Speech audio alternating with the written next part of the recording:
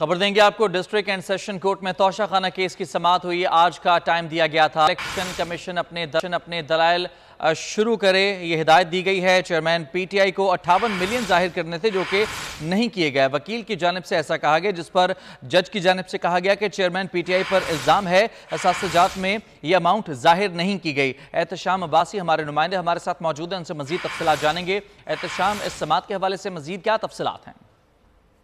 یہ district and session court Humayun Dilawar کی عدالت میں چیئرمین پی ٹی آئی کے خلاف توشہ خانہ کی سماعت جو جاری ہے۔ اس وقت الیکشن کمیشن کے جو وکیل ہیں امجد پرویز، وہ دلائل دے رہے ہیں اور انہوں نے عدالت کو بتایا کہ چیئرمین پی ٹی آئی نے 7 ملین کے تحائف کو 58 ملین میں فروخت کیا۔ اس حوالے سے ان کے دلائل تو جاری ہیں، لیکن جو پی ٹی آئی کے جو وکیل ہیں وہ عدالت میں پیش ہوئے تو انہوں نے عدالت کو بتایا کہ آج ہمارا ہائی کورٹ سے بھی کیس لگا ہوا ہے اور سپریم کورٹ میں بھی کیس لگا ہوا ہے، تو وکیل خواجہ حارث جنہوں نے دلائل دینے ہیں وہ مصروف ہیں اور ہم جو ہے آج موجود نہیں ہیں۔ اس حوالے سے عدالت نے جو الیکشن کمیشن کے وکیل ہیں ان کو کہا کہ آپ اپنے دلائل جاری رکھیں اور اگر جو ہے خواجہ حارث دلائل دیتے ہیں یا نہیں دیتے، ہم جو ہے آج اس کیس کو سنیں گے اور اس کا فیصلہ جو ہے محفوظ کریں گے۔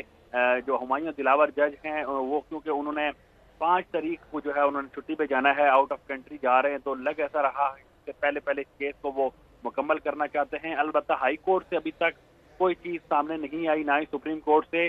تو عموماً ہوتا ایسا ہے کہ جب ایسے بڑی عدالتوں میں کیس چل رہا ہوتا ہے تو متعدد عدالتیں جو ہے اس میں بالکل، بہت شکریہ آپ کا تفصیلات کے لیے احتشام۔ اور خبر ہے کراچی سے، جہاں سی ٹی ڈی نے مختلف